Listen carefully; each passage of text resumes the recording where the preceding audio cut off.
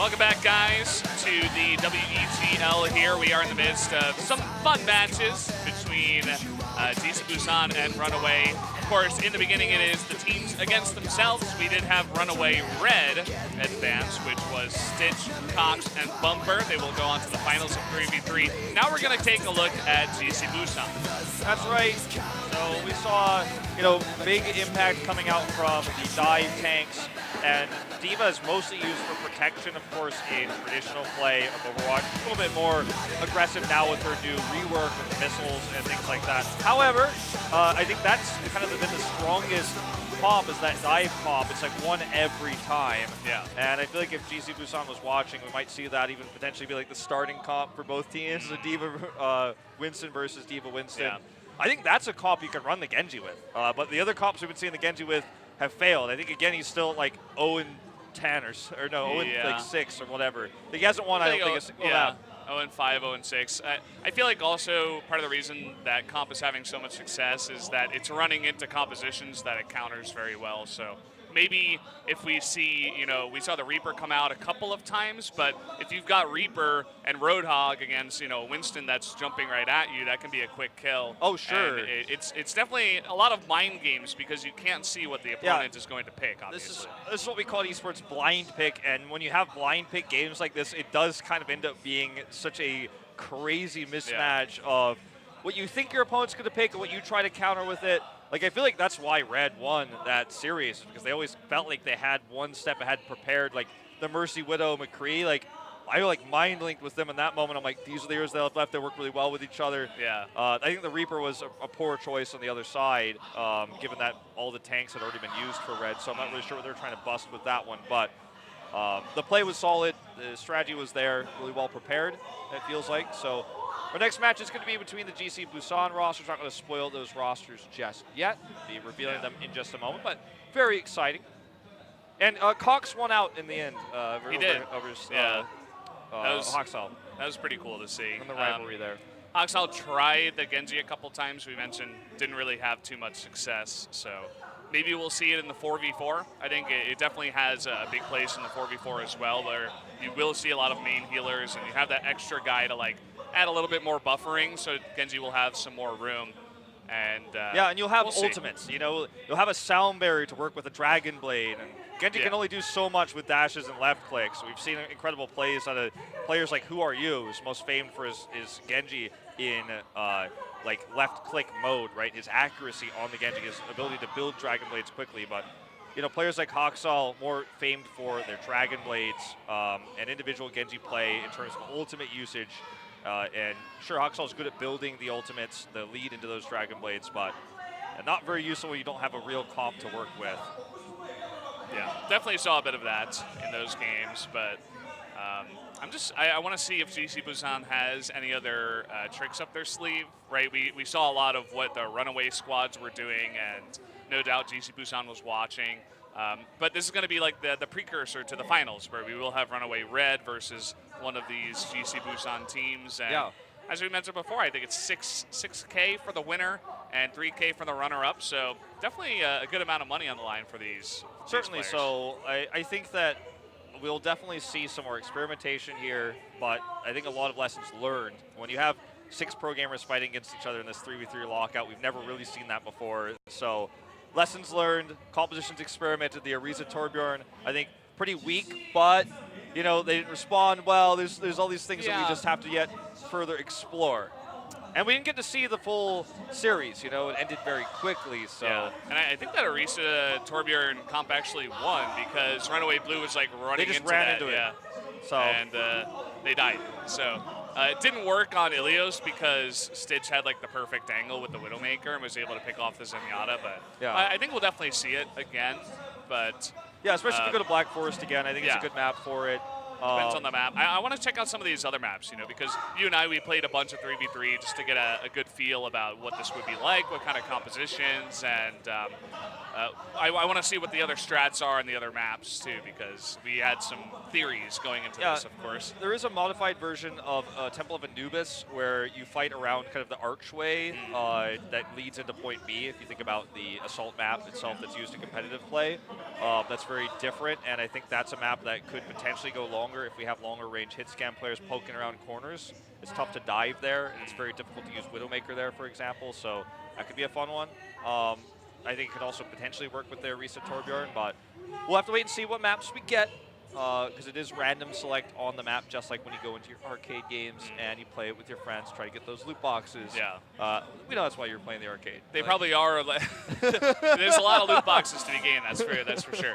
It seems like they are just in a regular like custom game lobby 3v3, and they're just like hitting go. Yeah. I don't think they're really picking the maps here, but. We Yep. didn't really get information about that. We can only assume at this point. We can only assume. Yeah. Looks like the players needed a little bit more time to get ready, but I think we are pretty much there. They only had 5 minutes during the commercial break, so it takes a little bit longer. I mean, it doesn't take me that long, but they're pro gamers, so they got to get their ruler out and measure how far away the mouse pad is going to be and all that good stuff. We got to do the Flash thing. Flash won a golden ruler. Now he has a golden ruler in his house. It's so cool. That was made of actual solid gold for his 3rd ASL victory, and that's pretty awesome. There's always been players throughout esports that have been really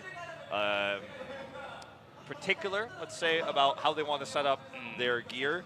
You know, League of Legends, Overwatch, StarCraft. There's always been players like that, and with setup time that's this short, obviously, as you mentioned, like less than 5 minutes, then sometimes you got to make sure your mouse sensitivity is correct, because all these fans out here in the audience, all the fans watching online, they want to see the best games possible. They want to see those headshots come through. They wanted to see Stitch 2v1 with a Tracer with like less than 80 health, but they were screaming for him. They wanted it. He died, but you know, maybe if his settings were not optimal, he would have even less of a chance. Like those almost sick moments that we've had. You know, that would never even be possible without optimal settings. I don't know. I'm doing the vehicle of esports speech. Like, everything has to work, you know. We use computers and mice. So the players are ready. We did get word, so should be jumping into this right away.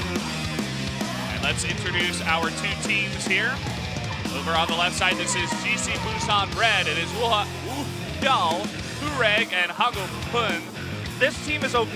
This team is going to win it. This team is so busted, it's so powerful. You have Hagupun, who's going to play Zenyatta the Ana, which were key heroes, especially the Ana in the last series. Hureg, incredible hit scan players, got great awareness and great angle. He finds good angles to pick heroes off. When you look at the other side of things, it feels more like a carry team, but I don't know if this team is going to win in this map type. Like, people I think are looking at this team, Gesture popping, closer saying, this team is busted, but I think from what we've seen so far, I think the opposite may be true based on hero pools and play styles. I think it will come down to the strategy as well, what they do pick, and who knows? I mean, maybe this GC Busan blue team over here on the right is just a little bit more prepared. Maybe they can show us how you can actually win with some of these carry heroes. Definitely lots of eyes on Prophet, seeing if he can actually carry this team. Yeah, his Tracer is the one to look out for. His Genji was Apex Championship worthy. He was the MVP for the Season 4 Grand Finals, but can't carry forever in this 3v3. You got to keep switching heroes. Yeah. Excited to get into this one. Once again, everybody's got smiles on their faces, both of these teams, and it looks like we're ready to go. All right, look at this on the left side. Hagupun on the Zenyatta with the tank comp, but they're not going all in on dive. It's a sustain comp. Has so much healing from Zenyatta over time if you can last to live that long, and the extra damage output, so it's going to make D.Va very powerful. Yeah. On the other side, it's more ranged comp with Gesture being the front line, so hooks will be important, but I don't think that GC Busan should get too close to GC Busan Red. Yeah, lots of healing on both sides for sure. I think the bio grenade from the Ana is going to be really close. Oh! There's the first hook though already. He lives for so long though with that healing. He does get knocked out of it. You can see he's still at full health even with that Discord aura on him. They're trying to knock down this Roadhog, but Ana and Closer are doing quite a good job keeping him alive. Now, Hagupun's at 65% of ult. That's probably the highest we've seen. Closer actually nearly to a nano as well. So Prophet could actually be nanoed if there's a potential combo here. It's going to get pretty sick, but not if he dies. They caught the Ana. That's going to do it probably. They get on top of this D.Va does get out of the bag, but he should be able to be chasing down. There's Transcend. Transcendence. Soldier. The Transcendence comes out, and now it's a Roadhog with Transcendence versus one without. And the whole hog here coming out from Hurek. Prophet's just trying to heal himself up to maybe get attack visor. Prophet's hiding. I think they might have actually lost him. Somehow he like made it all the way around the map. And, well, it is a 1-on-3 now. And well, control points open in 20 seconds too. Yeah. Okay, he has high ground though. Hagupun doesn't see him. You gotta get this Zenyatta. Hey, he's got tags, but he's down. That last headshot, he does go down to Hagupun. And so far, Wolf's prediction is working out quite well. 3 members of GC Busan Red still staying alive. Well, it was about the hooks there, and the respect was shown to the soldier on the side of Red. They were very careful about how to play around Prophet, but the hook onto Ana right before she got Nado boost was the crux there. They saved the missiles for that moment. No way to mitigate that damage when you're in stun from the hook. So now we're going to see a more unique comp here with Wuyal on the Orisa to try to protect this very sustainable soldier comp. Also, take a look at the GC Busan blue team. It's the same as Red in the last one. They lost to it, and they're like, oh, maybe we should give this a try. This is a very great position here. As you've got half of the shield, or the shield covers half of you, the wall covers the other half. You've got such good long-range DPS here. And there's just no way to break through at the moment other than right-click suggester. Oh, there it is. Out. The missile right in the face. They got to keep the soldier alive, and that he will. The heal's coming in from behind. Prophet trying to do what he can on this D.Va, but very close to getting knocked out of the mech. Does stay in it for now. Orisa laying down the damage. He gets on top of the Ana, but finally gets out of the mech. There's the bio grenade. And this is 3 players playing their role, by the way. Hagupun's playing his Ana. You have Hureg on the soldier, which is one of his best heroes, most famous heroes. And then you have Orisa there being played again by the flex tank player. But it's not exactly Wuyal's role, but it serves as similar role to what he wants to do is defend like it would do on a D.Va, for example, which is his main hero in competitive. That's why I was saying this team looks like they have the better team for this mode, and they're playing it well. And again, look at this. Playing 3 people on Red playing their roles on the side of Blue. Not so much. At least we got Prophet finally on the Tracer. Yeah. Let's see if he can make this happen. It's going to be tough against this comp. So much sustain, so much shielding. Yep, as we said before, all eyes on Prophet here to try to carry. And he's got 2 healers to do it too. So they are putting all their eggs in one basket here essentially. See, maybe Zenyatta can help out with some of that DPS. Just picking away so far at the Zarya in the front, but does have a Mercy behind her. Hurek, when he's given room to work with, he is a terrifying force, trying to get a stun, or get in range to get a stun there onto the Tracer. Oh, almost double-click that Ana. Does get away in the end, and now it's Prophet coming behind, trying to get onto that Mercy. The very key pick is definitely that Mercy. You don't want a res to come out. He's doing quite a good job so far. He might be able to pick him off. The melee misses. Oh, he does get it, but he does get it in the end. Okay, well, what we were left with here is really a Hurek versus Prophet battle. The sustain's going to be on the other side.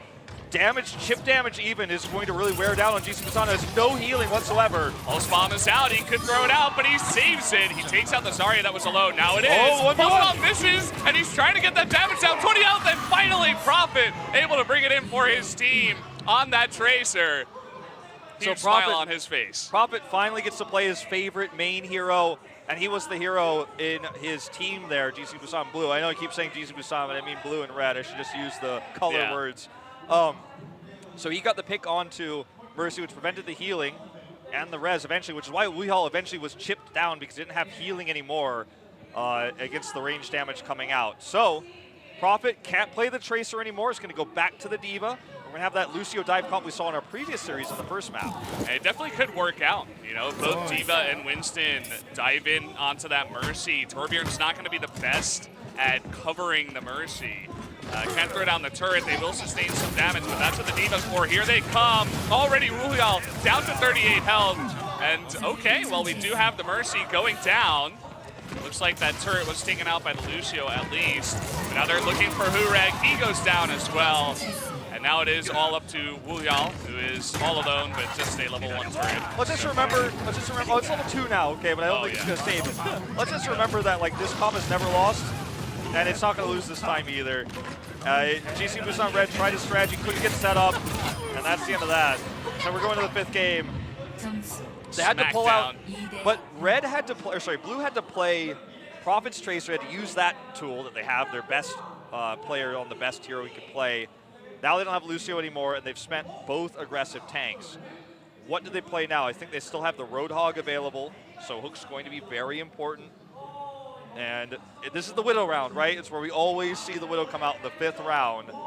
Not a great map for it. We're not going to see it. We're going to see a Bastion setup here with the Orisa. And it's interesting because it's Bastion versus 3 people that can definitely counter a Bastion if they get on top of the Genji, the Tracer, and the Winston. Bit of a dive comp on the side of Busan Red. Yeah, and they have Orisa could help counter that with ult. But not if they get picked before they can get the setup. Yeah, they're trying to get onto that Bastion. Already a bunch of damage going down. Gesture is able to go down as well. But Prophet on the Bastion does pick up a kill. Now it's up to Hureg and Wuyao to pick them off. They're both very low. Finally, they take out Closer on that Mercy. Okay, but still, 2 tanks left, and it's only Hureg. He gets taken out. Who's going to take it? Res too strong. It's the state of the meta. No matter where you are, I suppose. That Mercy going to give you a second chance at life, and that is going to be blue. So it's going to be red versus blue here in our finals. And, I mean, history has shown there are certain comps that are stronger than others for sure. Watch this again. Oh, Highlights. so close. Still gets the win, But, you know, history has shown some comps are stronger than others for sure. We have definitely learned the Winston Diva is unstoppable. Genji, not very strong in this mode. And Mercy, really coming into her own there in this second series. Yeah. So we will have GC Busan Blue up 1-0 in this best of 3. See if they can close it out 2-0, just like Runaway Red did in that last one. I was getting a bit ahead of myself in terms of what I was saying going to the finals. We're not going that quick about this. Not yet. And all of these best of 5s are all going to game 5. That's right. I think it's partially, it's the format of the way Lockout Elimination does work, but honestly, even in that last one, right, both teams had won twice, so it's on even footing, and really just a very unique comp there. All right, it's Widow time here on Volskaya's modified map here, and I mean, with the range and area you have and line of sights you can potentially have, this is going to be Widowmaker's prized map for this mode. Widow against Widow. Well, he gets 1 pick there. Not enough to kill him. No headshot. Sleep. Oh, they get the sleep dart. And Gesture goes down. Can't get a line of sight. This should be it, though. Nope. Oh, trying to get that 180 no-scope, if you will. And now it's Mercy getting aggressive here. He's going to take him out with the help of Hureg. Closer was the only one left. He does go down. Outnumbered there, indeed. Would have been more poetic. Mercy had gotten the last hit there to get the kill, but sadly did not happen. But don't sleep on Hagapun, man. He's dangerous. So that's the Widow and Mercy gone. But this could definitely swing back because I think that's probably, there's possibly 2 strongest heroes on this map in particular, and it's still going to be available for GC Busan Blue. Okay, take a look at GC Busan Blue's composition this time. They go against it, and they have guessed correctly. They're going up against a Hanzo and an Ana. Definitely a couple of members you can easily hop on into. They get onto this Ana, but very well protected so far by Hureg. The damage coming through here, too much actually though. Gesture still able to bleed through. This comp, 100% win rate so far, man. It doesn't look like it's going to change here. Yeah, Loyal was nowhere to be seen as well as his 2 members, his 2 teammates went down. Trying to be a little bit sneaky on the Hanzo, didn't pay off for him this time. Yeah, so, you know, it's tough when you split yourself from your team like that to win against this comp that runs the Diva Winston again. So strong, so powerful. They still have the Widow available, of course. That's something to fall back on here, I think, especially when you have, you know, no longer that dive comp. Hagapun looking to run the Mei, though, in the first appearance, but I think the comp for GC Busan Blue is so strong against this. How are you ever going to knock us out of the sky with Mei right clicks and Zenyatta left clicks? It's going to be very difficult. They'll try. Discord Orb is the first step, no doubt. But trying to lose that orb, hiding behind the pillar. We're going to have to see some 6 snipes. Missed hook, and he's all alone, so immediately Prophet goes down. That's a good start here. So now they can kind of turtle and wait for the control point if they want, because it's going to be very difficult to actually kill this comp without getting into range of like melee basically for gestures. So that's exactly what they're going to do. They're going to hide inside, try to throw some pot shots out until that control point comes up. Well, they're going aggro in, actually. And up in the sky, trying to land a right click, but missing multiple in a row here is Hagopun. Believe me, this is a lot harder than it looks, but actually Hureg, we didn't have the camera on him, but he was able to take out the Mercy. And now it's only Farah. See what she can do. And Hureg gets taken out, but it's not going to last long. So, oddly enough, the comp that I felt like was basically nigh unkillable was destroyed just based on the fact that they were able to kill the Roadhog. Yeah. And it wasn't based off of the safe play I thought we would see once they had the numbers advantage to wait for the control point to force the Pharmacy to come to them and just raise the fight the other way. And had Hagopun not been able to get those Zenyatta hits there, like I don't know if that would have actually been the right play. Like it was pretty risky what he did. Paid off in the end. Yeah. Well, here we go. We got a Junkrat for the first time tonight. Yeah. Recently joining the meta of Overwatch competitive, but first time in this. Not going to be very good against the Farah, unfortunately. Yeah. Just got to do a bit of flying to get up there. It might be Roadhog's job. Closer, would have to get a bit closer. Does miss the hook. And so we will have Hureg continue flying here. Just trying to sneak around. You can see Prophet also throwing some bombs. And Diana is able to take him out with a couple of hits. Gesture is able to take out the Farah in the sky.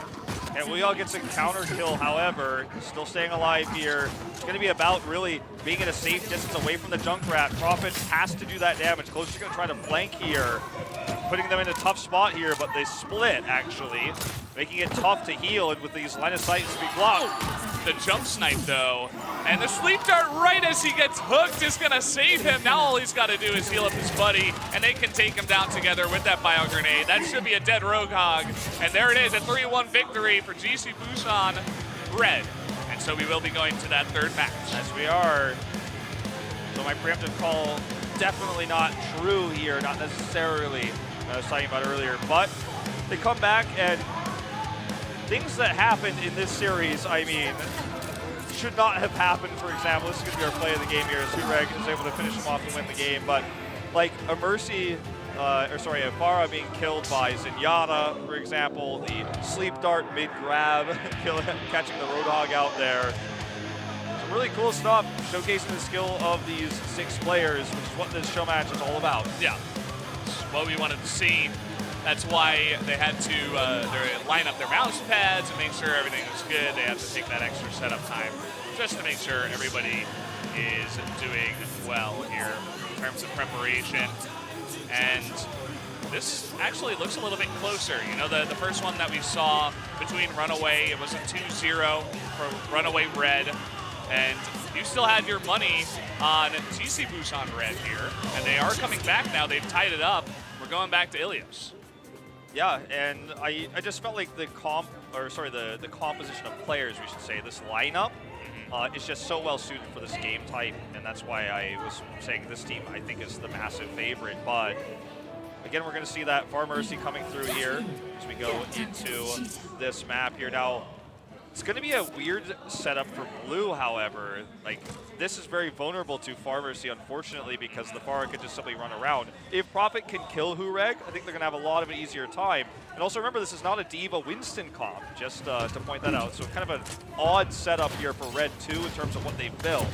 But I think it's very strong against what GC Busan has picked, blind pick here. Yeah. GC Busan Blue, they're trying to set up a little play inside the building here with the turret. But you can see this can easily be picked away at with the help of D.Va. Seems to be the perfect addition to this composition of the Far Mercy. It's just tough to hold on to this. Eventually they're going to get worn down, you have to think. No real healing potential minus the biotic field. Yeah. Well, they're trying to find an angle up on the second floor. Risky here to try to be this aggressive. Well, we're going to have, coming from behind here is Hureg, and he does take out the turret already. Look at that damage being laid down from behind. He finds the perfect angle, and he takes out Prophet, and that might just be it here for this one. Muyal is going to take out another kill. It's all up to the Arisa. Not going to happen. Just unlucky in terms of blind pick here. They tried to get into a really good setup, but it's cool that they have the Diva as well there, because the Diva is just always going to burst through anything in that choke point once you burst down the turret. So you have Diva come through, missiles come out, the defense matrix protects everybody, allows Hureg to get into good position. So just unlucky here in terms of blind pick, but they made the most of it. And you know, I feel like we definitely could have technically seen safer play out of Red. Like, they could have just waited for the control point, forced their opponents to come there. But that's not how these players are playing tonight. They want to play aggressive. Hureg starts on fire. That's just how cool he is. Before he's even done anything. How does that work? I don't know, but I'm not going to complain about it. Well, it's Hureg versus Prophet right now. He's going to be looking for the snipes in the sky. He's seen him, but they've also got that Diva just like the last time here for Red. And it will be some passive play out of Red. They're going to be looking to get those picks on the farmer's seat. The closer is the target here, but he does not get the kill confirmed. He's going to go down. Yeah, he tried to hook shot, but he actually did not go far enough away. And okay, missile to the face. That's going to leave only one member left. It is the Roadhog here for WEGL. So hard to say this guy's name. Yeah, things went horribly wrong here for GC Busan Red. Their comp was good against what they faced, but let's get the, okay, he was looking okay, but not quite. I mean, he surely succeeded at giving at least one person at home motion sickness with that spin death there, but yeah, the comp they are running, which is really cool, I think, from Red, is a comp that can kind of deal with almost any type of composition from their opponents. Minus dive, I think they probably would have been weak to dive, but they had the Widowmaker, which could have theoretically dealt with the Far Mercy, just unfortunately not able to make those shots work where he wanted to. Okay, so we already saw half of the tanks coming through, but it's going to be now the Winstons instead of the Divas on both sides here. More mobile and better dive on the side of blue, so it's going to be tough for GC Busan Red to pull this off. They're going to have to get to a safer, more ranged position. Prophet trying to come behind here, gets a bit of damage done onto the Zenyatta, who is now healed up. Looks like the side of Red is trying to jump onto Gesture, who is separated from his teammates, and he does go down. Now it's Prophet here looking for the step back, but he gets taken out first. Hakopen gets the kill, and now the Lucio alone will be taken out. Prophet just couldn't recall in time. It was on cooldown. It came off cooldown at the last second. And it was exactly what I said. They went into the high ground. They used their long range DPS and got the counter kills, forcing their opponents to come to them. So the dive just didn't work against a very defensive setup like that. It's usually going to work against a more scattered setup, or a setup that just simply doesn't happen in time to deal with the Tracer, the Winston. So match point now for Red. They're bringing back the Mei. And it's going to be same comp here for Blue. So if any hooks go down, like if Prophet gets hooked, that's the end of this series. Yes, definitely look for the hooks. The WEGL, but also Prophet trying to get into the back line and snipe out the Lucio. And he's going deep. He really wants to get that kill, but he gets headshot. Is able to get the kill though in the end with the help of Gesture. Now they're trying to get onto WEGL here in the back, but the right click from Hureg takes out Tracer. This isn't even match. Now the Winston is going to be frozen up, but they can't kill him. Oh, he dodged right before the ice block. That was so incredible there. Now the hook here with the wall. Synergy is real. And GC Busan Red's going to take it.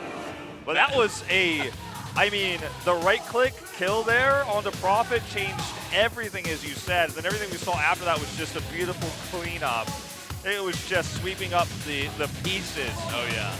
You weren't joking about that Hureg guy. It's pretty good. He's pretty incredible. I think, honestly, his career in Overwatch League, I think that's when he's going to get the recognition he's deserved his entire career. And I mean, now it's just a showcasing of his skills, but yeah, the guy is fantastic. He always has been a fantastic player since GC Busan's inception in Apex Challenge. But yeah, we have our finalists now for real. Seems like red is the OP color here in Busan. Indeed. Not sure why that's the case, but it will be Runaway Red versus GC Busan Red. So join us in about 5 minutes for the conclusion of our 3v3 Lockout Elimination Finals.